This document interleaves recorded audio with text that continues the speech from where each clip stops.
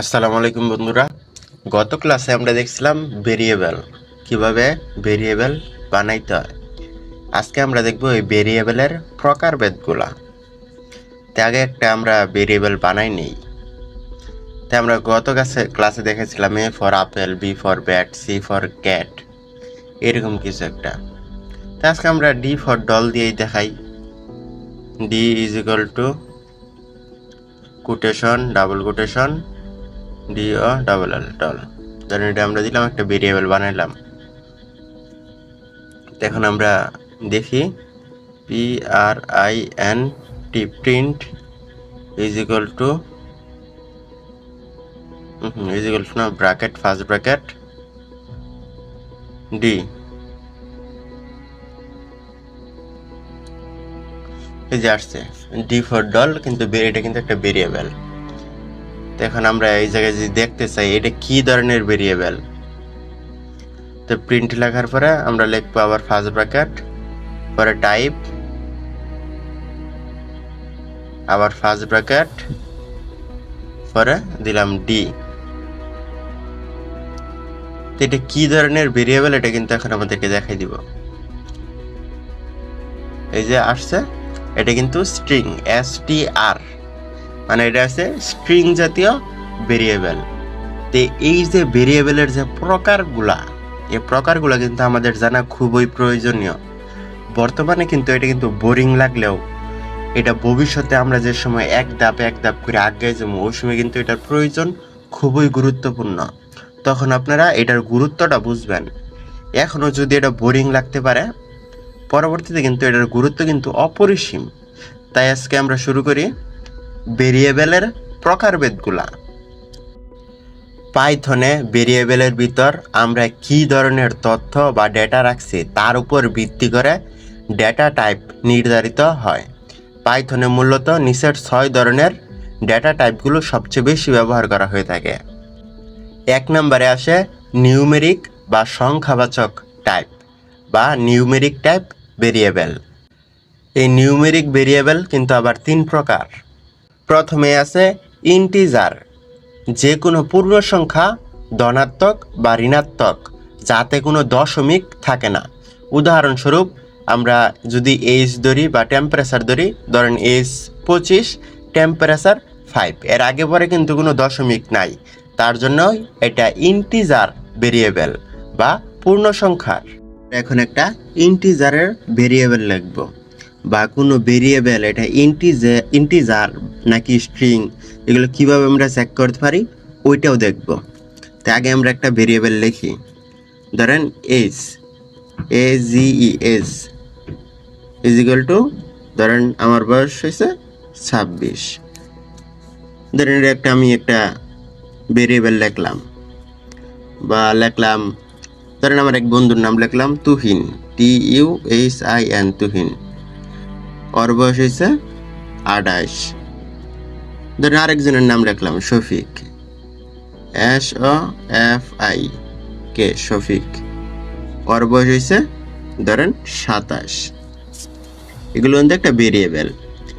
তাই এখন আমরা চেক করে দেখি এটা কি টাইপ ভেরিয়েবল। তার জন্য আমরা চেক করার জন্য ওই যে আগের মতনই PRINT, প্রিন্ট, মানে আমরা পাইথনে কোনো কিছু কমান্ড করার আগে প্রিন্ট লিখতে হবে।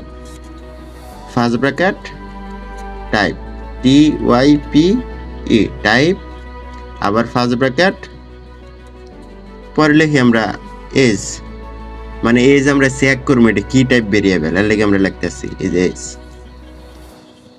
এই যে আমরা চাপ দিলাম, এই দেখেন ইন্টিজার, INT, মানে ইন্টিজার বুঝাইছে। এখন আমরা আবার যদি যাই, তাহলে নিচে যাই আবার লিখি print, PRINT, print, first bracket TYPE, type, আবার ফার্স্ট ব্র্যাকেট, আবার ধরেন লিখলাম তুহিন, TUHIN, তুহিন।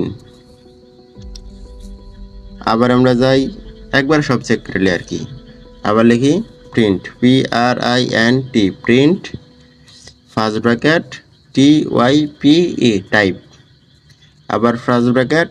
এখন দেখবো শফিক যে লিখলাম 27, এটা কি type variable, Shafiq. SOFIK Shafiq. তো আমরা যদি চেক করি, টার্মিনাল চাপ দেই, এই দেখেন তিনোটা কিন্তু ইন্টিজার টাইপ, মানে তিনোটা হচ্ছে পূর্ণ সংখ্যা, কোনো দশমিক নাই, তার জন্য কিন্তু তিনোটা ইন্টিজার হয়ে গেছে গা। তো আশা করি আমরা সকলেই বুঝছি যে ভেরিয়েবল কিভাবে চেক করতে হয় বা ভেরিয়েবল কিভাবে লিখতে হয়। তে এখন আসি আমরা দশমিক যুক্ত সংখ্যায় বা ফ্লোটিং পয়েন্ট নাম্বার বা ফ্লোটিং ভেরিয়েন্ট। উদাহরণ হিসেবে আমরা যদি ধরতে পারি জিপিএ, ধরেন যে কোনো কেউ জিপিএ কিন্তু দশমিকে প্রকাশ করা হয়, পূর্ণ সংখ্যার হয় না, কিন্তু ওইলেও পূর্ণ সংখ্যার পিছে দশমিক দিয়ে 0 থাকে, যেমন জিপিএ 3.82 বা কোনো কিছুর প্রাইস হইতে পারে, যেমন 99.99। পরবর্তীতে আসে কমপ্লেক্স বা কমপ্লেক্স নাম্বার ভেরিয়েবল। তো এই ভেরিয়েবলটা কিন্তু খুবই জটিল, নাম শুনতেই বোঝা যায় এটা কিন্তু একটা জটিল ভেরিয়েবল। মানে কোনো একটা রিয়েল মানে বাস্তবিক সংখ্যার সাথে কাল্পনিক অংশ যোগ করারই আপনার কমপ্লেক্স ভেরিয়েবল বলে। তে এই কমপ্লেক্স ভেরিয়েবল বোঝার সবচেয়ে সহজ মাধ্যম হইছে আপনার একটা পূর্ণ সংখ্যার সাথে আরেকটা কাল্পনিক সংখ্যা থাকবে, এই কাল্পনিক সংখ্যাটা এই জে দ্বারা প্রকাশ করা হয়। যেমন এক্স যদি একটি বাস্তবিক সংখ্যা হয় প্লাস ওয়াই জে, এটা হচ্ছে একটা কাল্পনিক সংখ্যা, মানে এই জে সাথে যে সংখ্যাটা থাকবে ওইটাও কিন্তু কাল্পনিকই। মানে এই জায়গায় যে আমরা ধরি নাম্বার বা নাম 3.5 জে, এই জায়গায় 3 হয়েছে বাস্তবিক সংখ্যা আর 5 জে হয়েছে একটা কাল্পনিক সংখ্যা, এটারে কিন্তু কমপ্লেক্স বলে। এটা কিন্তু অনেক সময় আমরা উচ্চতর বীজগণিতে কিন্তু আমরা কমপ্লেক্স পড়ছি। পরবর্তীতে নাম্বার 2 আছে সিকোয়েন্স টাইপ ভেরিয়েবল। যখন একের অধিক ডেটা বা তথ্য ক্রমানুসারে সাজিয়ে রাখার প্রয়োজন হয় তখন তাকে সিকোয়েন্স টাইপ ডেটা বা ভেরিয়েবল বলে। এই সিকোয়েন্স টাইপ ভেরিয়েবল কিন্তু আবার 3 প্রকার। প্রথমে আছে স্ট্রিং বা STR, এটা কিন্তু সবচেয়ে বেশি ব্যবহৃত হয় এই ভেরিয়েবলটাই। যে কোনো টেক্সট বা লেখা এটি সব সময়ই একক উদ্ধৃতি বা দ্বৈত উদ্ধৃতি, এই যে চিহ্নটা যে দেখতেছেন আমরা ব্র্যাকেটের পরে যে চিহ্নটা দেওয়া, এই চিহ্নের ভিতরে লিখতে হয়। উদাহরণস্বরূপ আমরা প্রথমে যে লিখছিলাম, আমরা প্রথমে যে ভেরিয়েবলগুলো লিখছিলাম ওইগুলাই কিন্তু স্ট্রিং। STR বা স্ট্রিং, যে কোনো টেক্সট লেখা এটি সবসময় একক উদ্ধৃতি বা দ্বৈত উদ্ধৃতি চিহ্নের মাধ্যমে লিখতে হয় বা প্রকাশ করা হয়। উদাহরণস্বরূপ আমরা যদি বুঝি নাম মানে রহিম, কোনো কান্ট্রির নাম যদি ধরি যেমন বাংলাদেশ, এটাই কিন্তু স্ট্রিং। এই স্ট্রিংয়ের সহজ উদাহরণ দিই, তাহলে কিছুক্ষণ আগে যে আমরা দেখলাম এই যে জিনিসটা, এটা কিন্তু ইন্টিজার ছিল।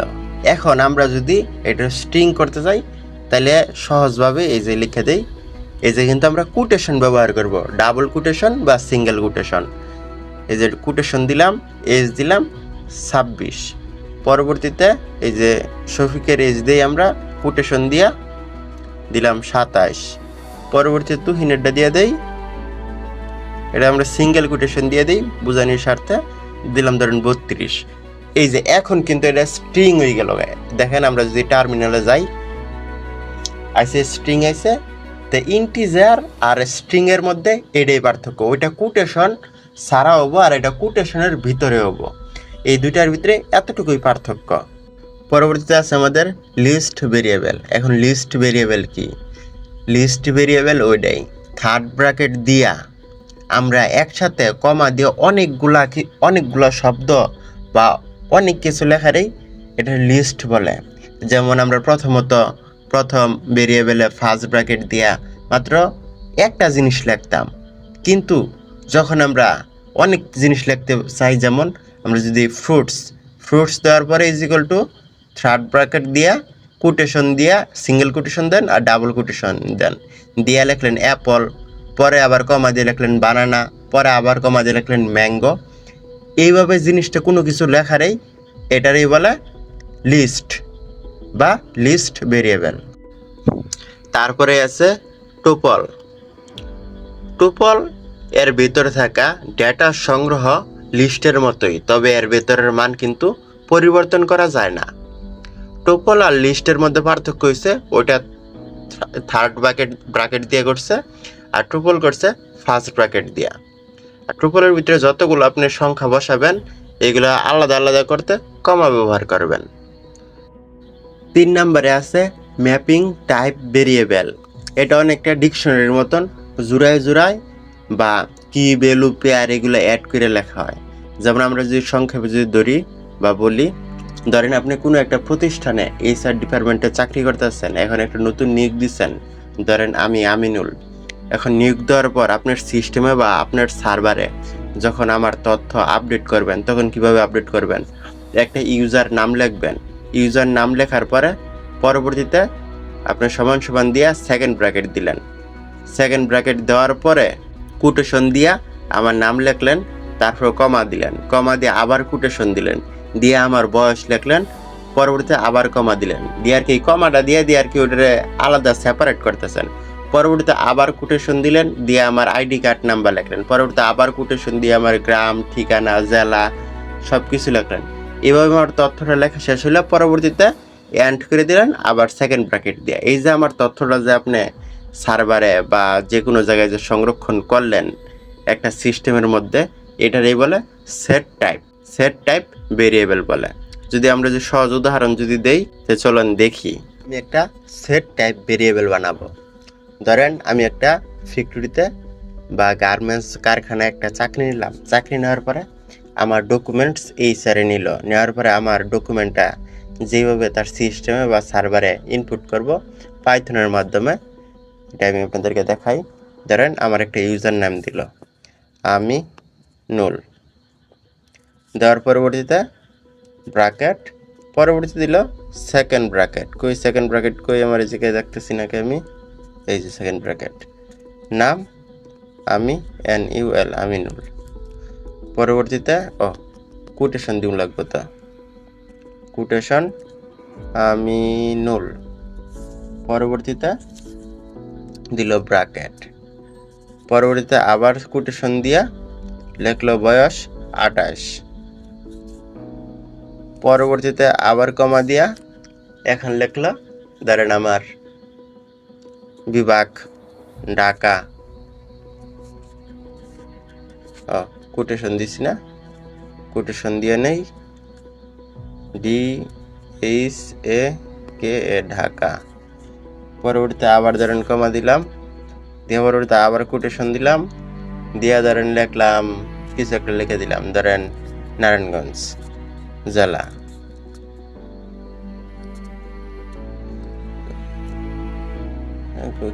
কি লেখাইতেছে নারায়ণগঞ্জ, GONG গঞ্জ, নারায়ণগঞ্জ।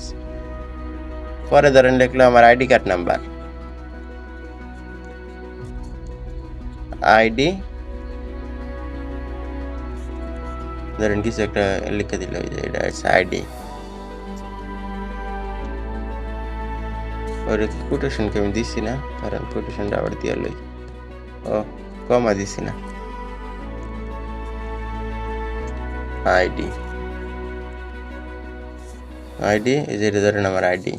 এখন আমি এটা শেষ করে দিলাম, আবার সেকেন্ড ব্র্যাকেট দিই। শেষ করার পরবর্তীতে এখন আমি এটা চেক করবো এটা কি টাইপ ভেরিয়েবল লিখলাম, print PRINT print first bracket TYPE type, পরে আবার ফার্স্ট ব্র্যাকেট আমিনুল। আমিনুল কি টাইপ ভেরিয়েবল, NUL আমিনুল। আমরা যদি চাপ দিই টার্মিনালে, এই যে দেখছেন এটা কি আসছে, সেট টাইপ। এটা হচ্ছে সেট টাইপ ভেরিয়েবল, একবারে সহজ ভাষায়। তারপরেও যদি কেউ না বুঝেন অবশ্যই জানাবেন, কোনো সমস্যা নাই, বুঝার জন্য আসছি, বুঝতেই বাড়ির যেমন। তারপরে আছে বুলিয়ান টাইপ, লজিক্যাল বা যৌক্তিক সিদ্ধান্তের জন্য এটি ব্যবহৃত হয়। এর মান কেবল দুটি হতে পারে, ট্রু অথবা ফলস। মনে রাখবেন T এবং F সবসময় বড় হাতের হবে, তো উদাহরণ যদি আমরা দেই, ইজ রানিং, এটা হইব ট্রু, ইজ সানি, এটা হইব ফলস। তো অনেকে চিন্তা করতেছেন কোনটা ট্রু কোনটা ফলস, কোনটারা কি কইতেছে অনেকে কিন্তু বুঝতেছেন না, কি ট্রু হবো আর কি ফলস হবো, কোনটা সত্য কোনটা মিথ্যা। তো এটা বোঝার জন্য আমি আপনাদেরকে প্র্যাকটিক্যালি দেখাই কি সত্য কি মিথ্যা, এটিগুলো কেটে দিই। ধরেন আমরা কোনো কিছুর একটা মান নেই, মান নেওয়ার সময় ধরেন নিলাম এক্স এর মান নিলাম আমরা, এক্স ইজ ইকুয়াল টু নিলাম 7, পরবর্তী নিলাম ওয়াই ইজ ইকুয়াল টু 11, এটা কিন্তু একটা মান নিলাম, ওয়াই এর মান 7, এক্স এর মান 7, ওয়াই এর মান 11। পরবর্তী এটা আমরা এখন চেক করে দেখি এটা কি টাইপ, এটা বুলিয়ান টাইপ না কি টাইপ, এটা চেক করি। এটা কিভাবে চেক করতে আপনারা তো জানেনই, নিশ্চয়ই জানেন, যেহেতু আগের ভিডিও দেখছেন। PRINT print, first bracket TYPE type, পরবর্তী আবার ফার্স্ট ব্র্যাকেট, পরে দিলাম এক্স গ্রেটার দেন ওয়াই। তখন আমরা যে টার্মিনালে চাপ দেই, এই দেখতেছেন দেখাইতেছে ক্লাস টাইপ ভুল, এটা কিন্তু একটা বুলিয়ান। তো এটা এখন বুলিয়ান দেখাইতেছে, এটা তো আমরা আগে থেকে ভুল করতেছি, বুলিয়ান রে কিন্তু সংক্ষেপে ভুল বলে। তো এটা বুলিয়ান টাইপ, এটা কিন্তু কয়ে দিচ্ছে না ট্রু আর ফলস কি, এটা কি দেখাইতেছে। তো এটার জন্য এটা ট্রুই ফলস কিভাবে দেখে, এটার জন্য আমি আপনাদের সোজাসুজি দেখাই দিই। ধরেন আমরা টাইপ কেটে দিলাম, এখানে আমরা প্রিন্ট লেখার পরে ফার্স্ট ব্র্যাকেট দিলাম, দিনের পরে আমরা পাইথন রে জিগাইতেছি এক্সের চাইতে মানে এক্স বড় ওয়াই ছোট, এটা কি সত্য না মিথ্যা। যেহেতু আমরা গ্রেটার দেন এক্স লিখছি, স্মলার দেন ওয়াই লিখছি, তার মানে এক্স বড় ওয়াই ছোট, এটা আমরা জিগাইতেছি। এখন আমরা জিগাই, এই দেখেন ফলস দেখাইতেছে, কারণ এই জায়গায় এক্স এর মান 7, ওয়াই এর মান 11, তাইলে এক্স ছোট ওয়াই বড় না, আর আমরা ওরা কইছি জিগাইছি এক্স বড় ওয়াই ছোট। তো এটা সত্য না মিথ্যা, এটা কিন্তু মিথ্যা। এখন দেখেন আমরা যদি যদি কই ধরেন এটা 71 বানাই দিলাম, 71 বানাই দেওয়ার পরে এখন কিন্তু এক্স বড় হয়ে গেছে ওয়াই ছোট হয়ে গেছে। এখন আমরা প্রিন্ট দিয়ে আবার এক্স গ্রেটার দেন ওয়াই যদি দেই, তাহলে দেখতে পারবেন আবার টার্মিনালে চাপ দেওয়ার পরে ট্রুই, এখন কিন্তু সত্য। এখন আমরা যেটা জিগাইছি এটা কিন্তু সত্য। তাহলে এইটারই বলে বুলিয়ান টাইপ বা বুল। সর্বশেষ ভেরিয়েবল হইছে নান টাইপ ভেরিয়েবল। যখন কোনো ভেরিয়েবলের কোনো মান থাকে না বা খালি থাকে, তখন সেটা নান টাইপ ভেরিয়েবল হয় বা বলা হয় আর কি। যাই হোক, ওটার নাম নান টাইপ ভেরিয়েবল, আর কিছু না। পরবর্তীতে আবার শেষে করে দিতেছি কিভাবে ভেরিয়েবল চেক করতে হয়, ওটা তো আপনারা জানেনই, ওটা কিন্তু আমি বারে দেখাই দিয়েছি কিভাবে চেক করবেন কোনটা কি টাইপ ভেরিয়েবল।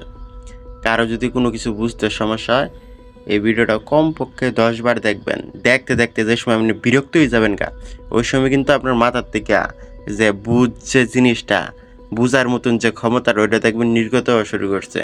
একবার অটোমেটিক্যালি সব কিছু বুঝতে যাবেন। ধৈর্য ধরবেন, ধৈর্য হারা হয়ে যাবেন কোনো কিছুই বুঝবেন না। 10 বার দেখবেন, না এলেও কমপক্ষে হলেও 10 বার দেখবেন। যতবার দেখবেন এটা কিন্তু আপনার ব্রেনের ভিতরে ওভারলোড হয়ে যাওয়ার সময় ব্রেনে অটোমেটিক্যালি এটার একটা